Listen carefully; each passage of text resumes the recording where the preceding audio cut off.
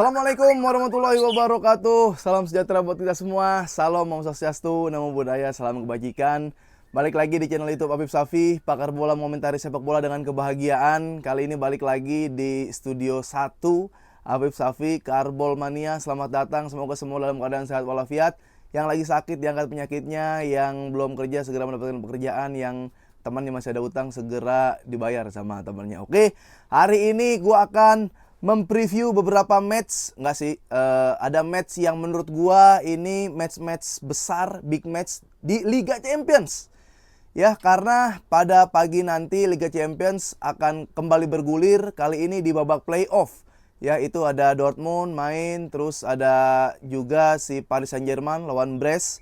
Lalu ada juga, ini yang paling menarik yang akan gue bahas, Madrid yang akan berhadapan dengan Manchester City. Jadi Real Madrid bertandang ke Manchester City dalam laga playoff.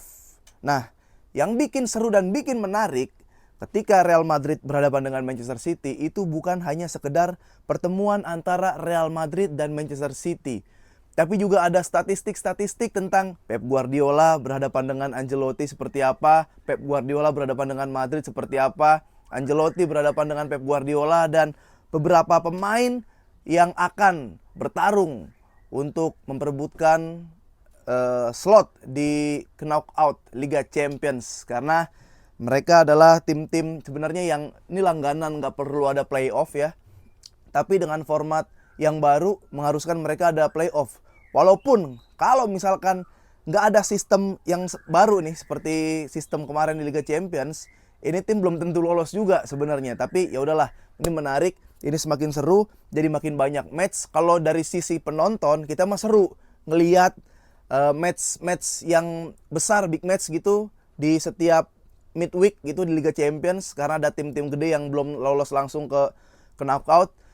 Secara brand atau secara advertising mereka juga pasti untung, iklan pasti banyak yang masuk, siaran banyak yang lanjut, jadi iklan-iklan banyak yang datang gitu. Tapi kalau dari segi pemain, gue ngerasa pemain ini kesian, capek, diperas jadi kuda banget, harus kerja yang minggu main, weekend main, midweek main, ntar ada Copa lah, ada apalah. Jadi kalau buat atlet ini sebenarnya nggak terlalu sehat menurut gue, tapi buat kita ya kita mah seneng-seneng aja nonton bola. Oke, langsung Manchester City berhadapan dengan Real Madrid. Ini gue buka menurut statistik dulu ya. Ini ada beberapa statistik yang menarik antara Real Madrid dan Manchester City, Pep Guardiola dan Ancelotti. Kita bacain dulu, ini statistik dari Manchester City. Manchester City tidak terkalahkan di 6 laga kandang terakhirnya melawan Real Madrid di Liga Champions. Di Liga Champions, Manchester City tidak terkalahkan di Stadion Etihad sejak 2018 September. Kalau penalti nggak dihitung. Madrid menang di 3 laga terakhir di Liga Champions. Madrid paling tidak mencetak 3 gol dari 3 laga terakhir di Liga Champions. Madrid menang 5 dari 6 laga tandang terakhir di semua kompetisi. Nah, ini seru nih ya. Dan kita lihat dulu statistik mereka nih. Jadi Madrid dan Manchester City ini sudah bertemu sebanyak 14 kali. Dalam 14 kali pertemuan, Manchester City menang 5 kali, Real Madrid menang 5 kali, dan mereka imbang sebanyak 4 kali. Jadi ini benar-benar imbang sebenarnya ya. Benar-benar imbang nih. Kita bacain lagi dari 2022. 2022 Real Madrid mengalahkan Manchester City dengan skor 3-1. Ya, lalu Real Madrid imbang di 2023 lawan Manchester City 1-1. Setelah itu Manchester City berhasil porak-porandakan Madrid dengan skor 4-0. Ini yang juara nih City. Lalu Madrid menang lagi lawan lalu imbang. Kedua tim berakhir imbang ya. Pertemuan terakhir ini imbang 2024. 3-3 dan 1-1 yang penalti tuh. Aduh, penalti Bernardo Silva nendang asal-asalan. Itu yang menarik. Jadi imbang nih. Ini tim imbang. 5 menang Madrid, 5 menang City, 4 seri. Dan 5 laga terakhir. 5 laga terakhir biasanya ini juga sangat menentukan ya. Faktor-faktor salah satu unsur yang sangat menentukan di pertandingan nanti. 5 laga terakhir. Manchester City kan lagi inkonsisten ya. Dia lawan Leighton menang 2-1. Lawan Paris Saint-Germain dia kalah 4-2 lawan Chelsea, dia menang 3-1, lawan Brugge menang 3-1 tapi dibantai sama Arsenal 5-1. Stay humble. Lawan Leighton menang terakhir di 2-1. Madrid 5 pertandingan terakhir lawan Real Valladolid menang 3-0, lawan Beristios menang 3-0, lawan Espanyol kalah 1-0, lawan Leganes Copa del Rey nih ya. 3-2 Real Madrid menang 3-2 dan terakhir imbang 1-1 berhadapan lawan Atletico. Nah, kalau dari statistik seperti ini terlihat banget bahwa City ini emang lagi inkonsisten. Ya, dia di Liga Champions, maksud gua kayak skuad City lawan Paris kalah, gue juga kaget gitu kan. Kalau mau buruk-buruknya imbang harusnya kan. Kalau ekspektasi kita adalah Manchester City yang tahun lalu, tapi ya udah, ini pemain bintangnya ada yang cedera, nggak lengkap juga, jadi ya kalah sama Paris. Gue sih sebel sih City kalah sama Paris Saint-Germain. Makanya Paris Saint-Germain ketemu Barcelona loh. Terus lawan Chelsea ya menang 3-1, ya City lah ya, udah Pep udah nguasain gitu. Kalau ketemu Chelsea harus ngapain dia udah tahu.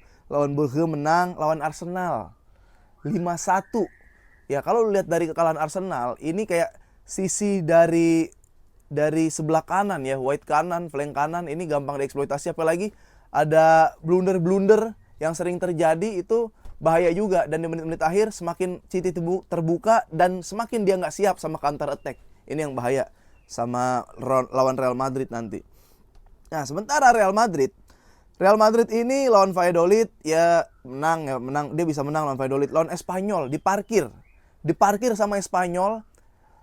Real Madrid bingung bagaimana mengolah bola, create chance-nya itu gimana ketika berhadapan dengan lawan yang parkir. Tapi Manchester City gue yakin nggak parkir.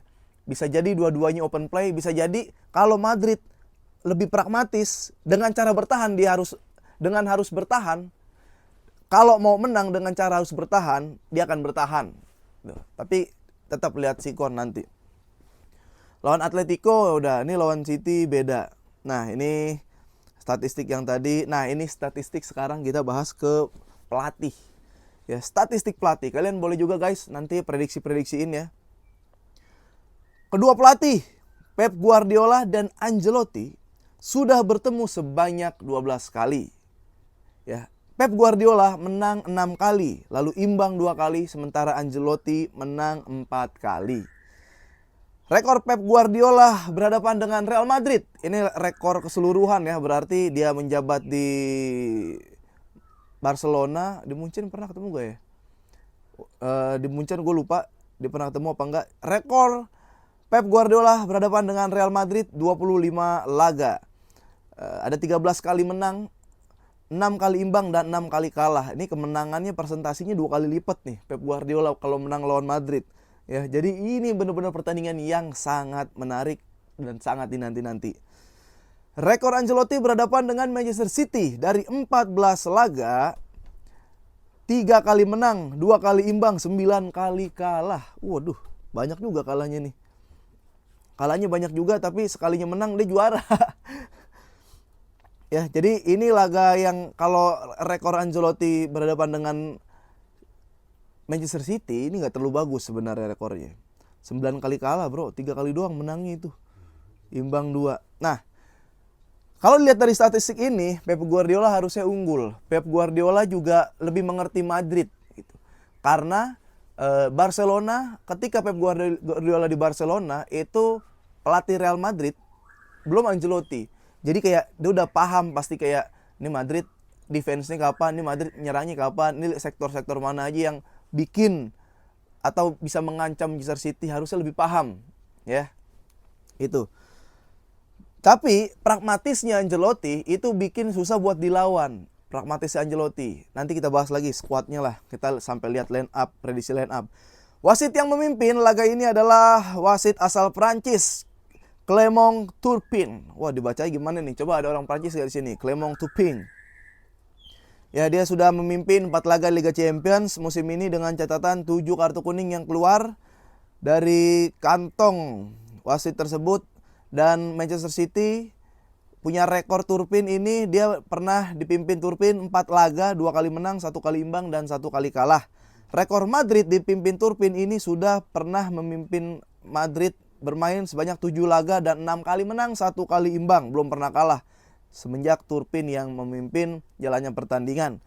Ini adalah key playernya. Kita lihat ada Erling Haaland yang sudah mencetak 6 gol di Liga Champions, ada Nunes 3 assist, dan ada Phil Foden yang top ratingnya ya, dia jadi pemain yang terlihat ketika ada pertandingan Manchester City berhadapan dengan Real Madrid. Lalu di Madrid ada Vinicius yang sudah mencetak 7 gol. Wah, ini lebih dari Haaland ya. Assist ada Bellingham, 3 assist, Bellingham dan Modric. Ini statistik yang bagus ya. Ada pemain yang belum bisa bermain untuk Manchester City, ada Rodri karena cedera, Nico Gonzalez, Oscar Bob Ederson, Nathan Ake, dan Jeremy Doku yang diragukan tampil. Lalu ada Antonio Rudiger, David Alaba, Carvajal, Militao, Lucas Vazquez yang baru saja cedera. Ini banyak juga pemain Madrid, inti semua ini pemain Madrid justru yang cedera. Nah, ini masih perkiraan starting line up ya. Masih perkiraan starting line up, City kira-kira menggunakan 4-2-3-1. Cuma ini kan biasanya patokan aja 4-2-3-1 City. Kalau udah main kayak 3-4-3, 3-5-2, jadi banyak banget opsi-opsi. Kalau kita nonton dari TV kelihatan jadi berapa bentuk formasinya itu kelihatan. Tapi sementara Manchester City 4-2-3-1, di situ ada kiper ya, kiper Ederson. Harusnya ya, kiper Ederson, central back 2 ada Stones dan Akanji. 27 back sayap sebelah kanan ada Nunes, Guardiol yang akan tampil juga. Lalu double pivot dia menggunakan Kovacic dan Bernardo turun ke belakang, Bernardo ya. Karena di depannya flank kanan ada Savinho, di flank kiri ada Foden, dan attack midfield mereka punya De Bruyne yang gue nggak yakin dia dimainin dari awal ya, kecuali mau ngincer gol cepat. Agak susah kalau bermain terlalu berisiko lawan Madrid gitu. Jadi gue ngerasa mungkin masih main aman lah ya di match pertama kali ini. Dan ada Erling Haaland sebagai striker di sana. Nah, Real Madrid juga menggunakan 4-2-3-1 ya, tapi pasti penerapannya dia tuh kalau lagi defense ketahuan jadi 4-4-2. Ada Vini dan Mbappe di depan pasti. Kalau lagi attack jadi 3-4-3 dia juga bisa kayak gitu. Ada yang inverted ke depan. Nah, ini baru perkiraan. Kiper Courtois, 2 central back Tchouaméni, Asensio. Ya, Tchouaméni bukan back asli loh, ingat lo ini loh. Sebelah kiri back sayap Garcia. Kalau bisa Vazquez main, kalau enggak mungkin Valverde di situ. Tapi yang ada di berita ini Vazquez ya. Lalu double pivotnya ada Valverde dan Ceballos. Bellingham menjadi attack midfield, kiri Vini, kanan Rodrigo, dan Kylian Mbappe menjadi nomor 9 di situ. Gue masih menantikan Kylian Mbappe bermain seperti Kylian Mbappe ketika di La Liga ya, bermain berhadapan tim yang besar, bermain berhadapan tim yang top level Eropa di Liga Champions, keluar Kylian Mbappe yang seperti Kylian Mbappe kalau ketemu tim-tim La Liga lainnya. Ya, dia main lepas, dia mencetak gol, switch play-nya jalan, dia diberi kebebasan. Karena lawan Liverpool ya terakhir kayak mendem banget itu. Kylian Mbappe mendem banget. Coba kita lihat lawan Manchester City nanti. Nah, padahal gue lebih sepakat kalau kayak Vini diistirahatkan dulu, Vini di bench dulu, Rodrigo yang ditaruh kiri. Bukan karena gue pengen ngelihat Brahim Diaz di kanan ya, enggak. Rodrigo di sebelah kiri ini lebih bahaya daripada Rodrigo di sebelah kanan. Bahkan Rodrigo di sebelah kiri dia lebih bahaya daripada Vini di sebelah kiri. Nah, gue ngerasa ini opsi bisa aja dijalankan dengan Ancelotti, Rodrigo di sebelah kiri. Tapi itu karena kemarin kayak Vini akumulasi kartu atau Vini lagi cedera, itu baru dilakukan. Cuma gue ngelihat Rodrigo nih mantep di sebelah kiri. Nah, dari lini tengah, ini lini tengah kan pasti banyak pertarungan di lini tengah nih. Berarti Bellingham, Ceballos, Valverde itu ketemu dengan KDB, Kovacic, Bernardo. Ya, bahkan bukan cuma Bernardo. Kalau Foden mau ke tengah, dia ke tengah. Yang udah jelas-jelas main wide itu Savinho lah. Ini bisa berubah. Savinho bisa di kanan atau bisa di kiri. Foden yang nanti kalau Savinho ke kiri, dia ke kanan.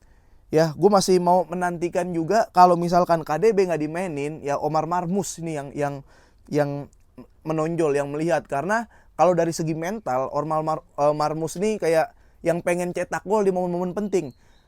Dia belum terlihat menjadi clutch player, tapi dia tuh pengen jadi clutch player. Makanya gue pengen kalaupun nanti KDB yang main duluan, Marmoush itu harus main. Kayak KDB gue ngerasa udah gak kuat 90 menit, entah kenapa ya, dia jarang udah nggak se-strength dulu. Nah itu yang terjadi. Ini bakal jadi pertarungan di lini tengah. Tapi kalau misalkan Madrid bermain defense, City itu harus benar-benar waspada dengan counter attack Real Madrid. Ya. Tapi kalau City yang bikin seru nanti, kalau City yang tiba-tiba di defense, ayo. Nggak ada di pikiran gua, nggak ada di otak gua, bahkan gua rasa juga nggak ada di pikiran kalian bahwa Pep Guardiola itu mau main defense. Nggak ada, kan? Tapi apa yang terjadi kalau nanti Manchester City yang defense? Nanti Pep Guardiola melepas dikit egonya bahwa Real Madrid ini sangat berbahaya kalau kita selalu menekan. Dan ketika kita buntu, ketika kita deadlock, dan ada blunder sedikit, Madrid akan menghukum kita dengan sebuah gol. Jadi ini benar-benar pertarungan dua filosofi kan. Dua filosofi, yang satu Pep Guardiola, kalau kita megang bola kita nggak bakal kebobolan. Tapi kalau Real Madrid, ini adalah filosofi yang mengatakan bahwa karena di Ancelotti dari Italia, kalau kita nggak megang bola kita nggak bakal blunder. Nah, lu mau pilih yang mana nih? Siapa yang menang? Antara megang bola nggak kebobolan sama nggak megang bola nggak bakal blunder. Nah, jadi kan siapa yang golin duluan? Dan kita masuk ke prediksi aja ya. Langsung aja prediksi. Kalau menurut gua, ini dua tim. Yang satu Manchester City lagi inkonsisten. Ada waktu itu 7 match berturut-turut nggak menang. Sama Arsenal dibantai. Dan pemain key player sesungguhnya kayak Rodri itu lagi nggak ada. Terus siapa lagi yang nggak ada ya? Ya Rodri lagi nggak ada. Dan kayak Ruben Dias, Laporte gitu, sejauh ini masih oke Ruben Dias, Laporte ya, kebanding kayak Stones yang bisa maju mundur. Tapi mending kayak simple dan kokoh aja gitu. Kalau Stones dibutuhkan buat tiba-tiba jadi defense midfield atau maju jadi extra striker, yaitu momen-momen ajaib lah, atau bisa jadi clutch player. Cuma gue belum meyakinkan itu ada di match-match kali ini. City inkonsisten, Pep Guardiola lagi overthinking, masalah dalam kehidupan pribadi, dan pemain kuncinya lagi belum bisa hadir. Pemain yang bisa main wide 1 lawan 1 juga cuma Savinho. Di sini gue lihat ya Foden bisa, cuma larinya dia nggak kenceng kan. Cuma Savinho.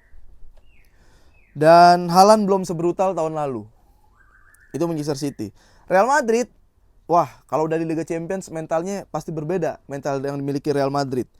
Tapi Real Madrid kalau Vazquez main itu menjadi titik lemah. Real Madrid banyak yang cedera, dia bukan menggunakan back asli karena ada Tchouaméni dan Asensio. Tapi Asensio ini kayak dia lagi pengen dapat spotlight ya, dengan passion yang wah, kalau habis ngeblok bola pasti motivasinya lebih. Dan ada Bellingham yang kuat napas pasti di Liga Inggris, Valverde yang yes man. Jadi gue ngelihat, wah gila, gimana ya, imbang deh ini, imbang ya, ini di Etihad imbang. Kita tahu siapa yang menang nanti di Santiago Bernabeu. Jadi ini belum ada skor yang kayak ya ini ngapain pakai leg kedua kalau kayak gini, ya udah kebantai. Enggak, ini bola tip imbang. Imbang kalau gue. Kalau kalian gimana guys? Oke? Masih banyak match-match seru, masih banyak match-match menarik. Dan jangan lupa juga untuk udah di close dulu pembelian baju El Clasico dan Messi ya, God Messi. Jadi buat teman-teman yang mau info, silakan bisa di follow sosmed gua, Afif Safi di Instagram, di X Afif Safi, di YouTube. Terima kasih yang udah subscribe, like, dan komen. Saran-sarannya gue terima semua, masukan-masukannya gue terima. Studio-studio udah disiapkan, jadi nanti siap-siap dengan modelan YouTube Afif Safi yang pakar bola ini yang semakin mantap. Oke, sehat-sehat selalu. Assalamualaikum warahmatullahi wabarakatuh. Silakan prediksiin berapa itu.